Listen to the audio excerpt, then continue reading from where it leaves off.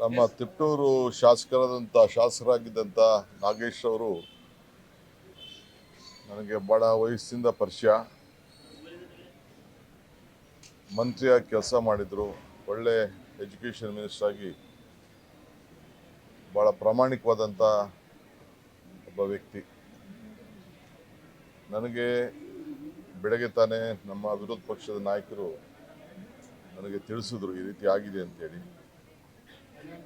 So ಎಜುಕೇಷನಲ್ಲಿ ದೊಡ್ಡ ಶಿಸ್ತನ್ನು ತರಲಿಕ್ಕೆ ದೊಡ್ಡ ಪ್ರಯತ್ನವನ್ನು ಮಾಡಿದ್ರು. ವಿಶೇಷವಾಗಿ ನಾನು ಯಾವಾಗ ನುಣಂಕೆರೆಗೆ ಹೋಗ್ತಿದ್ದೆ, ಆ ನುಣಂಕೆರೆ ಮಠದ ಎಲ್ಲ ಕಾರ್ಯಕ್ರಮದಲ್ಲೂ ಕೂಡ ನನ್ನ ಜೊತೆ ಪಾಲ್ಗೊಂಡು ನಮಗೆ ಎಲ್ಲ ಸಂದರ್ಭದಲ್ಲೂ ಕೂಡ ಸಹಕಾರಿಯಾಗಿದ್ದರು. ಸೊ ಇವತ್ತು ಅವರ ಕುಟುಂಬ ಕೂಡ ನಾನು ನೋಡಿದೆ. ಯಾರು ಧೈರ್ಯ ಕಳ್ಕೊಳ್ಬಾರ್ದು. ಬದುಕು ಸಾವು ಯಾರ ಕೈಲೂ ಇಲ್ಲ, ಪ್ರಕೃತಿಯ ನಿಯಮ.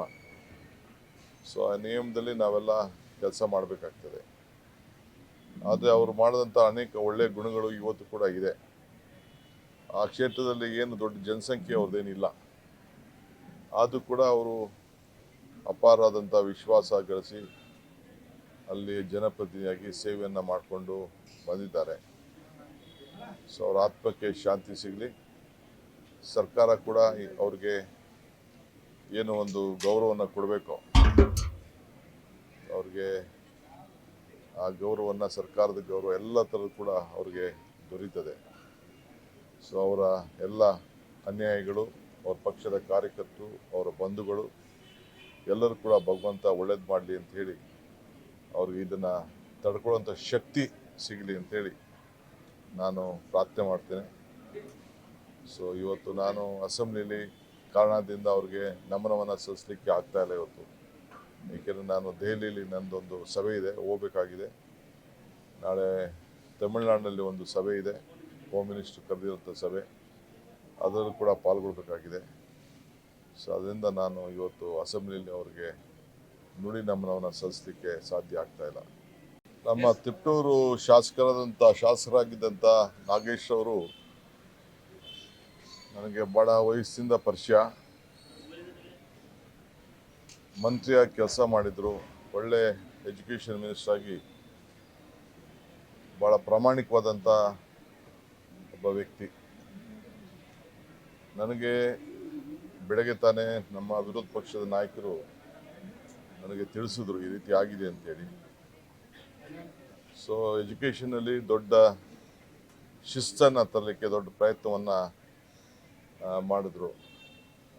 ವಿಶೇಷವಾಗಿ ನಾನು ಯಾವಾಗ ನುಣಂಕೆರೆಗೆ ಹೋಗ್ತಿದ್ದೆ, ಆ ನುಣಂಕೆರೆ ಮಠದ ಎಲ್ಲ ಕಾರ್ಯಕ್ರಮದಲ್ಲೂ ಕೂಡ ನನ್ನ ಜೊತೆ ಪಾಲ್ಗೊಂಡು ನಮಗೆ ಎಲ್ಲ ಸಂದರ್ಭದಲ್ಲೂ ಕೂಡ ಸಹಕಾರಿಯಾಗಿದ್ದರು.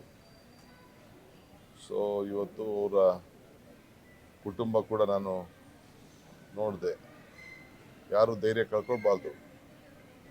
ಬದುಕು ಸಾವು ಯಾರ ಕೈಲೂ ಇಲ್ಲ, ಪ್ರಕೃತಿಯ ನಿಯಮ. ಸೊ ಆ ನಿಯಮದಲ್ಲಿ ನಾವೆಲ್ಲ ಕೆಲಸ ಮಾಡಬೇಕಾಗ್ತದೆ. ಆದರೆ ಅವರು ಮಾಡಿದಂಥ ಅನೇಕ ಒಳ್ಳೆಯ ಗುಣಗಳು ಇವತ್ತು ಕೂಡ ಇದೆ.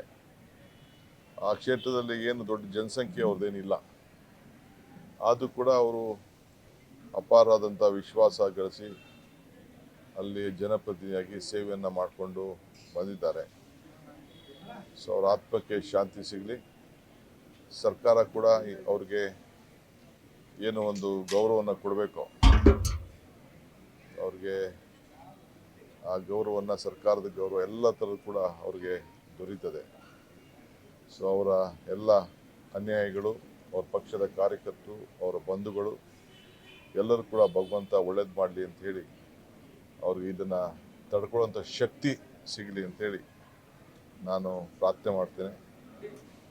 ಸೊ ಇವತ್ತು ನಾನು ಅಸೆಂಬ್ಲಿಲಿ ಕಾರಣದಿಂದ ಅವ್ರಿಗೆ ನಮನವನ್ನು ಸಲ್ಲಿಸಲಿಕ್ಕೆ ಆಗ್ತಾಯಿಲ್ಲ ಇವತ್ತು. ಏಕೆಂದರೆ ನಾನು ದೆಹಲಿಯಲ್ಲಿ ನನ್ನದೊಂದು ಸಭೆ ಇದೆ, ಹೋಗಬೇಕಾಗಿದೆ. ನಾಳೆ ತಮಿಳುನಾಡಿನಲ್ಲಿ ಒಂದು ಸಭೆ ಇದೆ, ಹೋಮ್ ಮಿನಿಸ್ಟರ್ ಕರೆದಿರೋಂಥ ಸಭೆ, ಅದರಲ್ಲೂ ಕೂಡ ಪಾಲ್ಗೊಳ್ಬೇಕಾಗಿದೆ. ಸೊ ಅದರಿಂದ ನಾನು ಇವತ್ತು ಅಸೆಂಬ್ಲಿಯಲ್ಲಿ ಅವ್ರಿಗೆ ನುಡಿ ನಮನವನ್ನು ಸಲ್ಲಿಸಲಿಕ್ಕೆ ಸಾಧ್ಯ ಆಗ್ತಾಯಿಲ್ಲ. ಹೆಚ್ಚಿನ ವಿಡಿಯೋಗಳಿಗೆ ಪ್ರತಿಧ್ವನಿ ಯೂಟ್ಯೂಬ್ ಚಾನೆಲ್ ಸಬ್ಸ್ಕ್ರೈಬ್ ಮಾಡಿ, ಬೆಲ್ ಐಕಾನ್ ಕ್ಲಿಕ್ ಮಾಡಿ.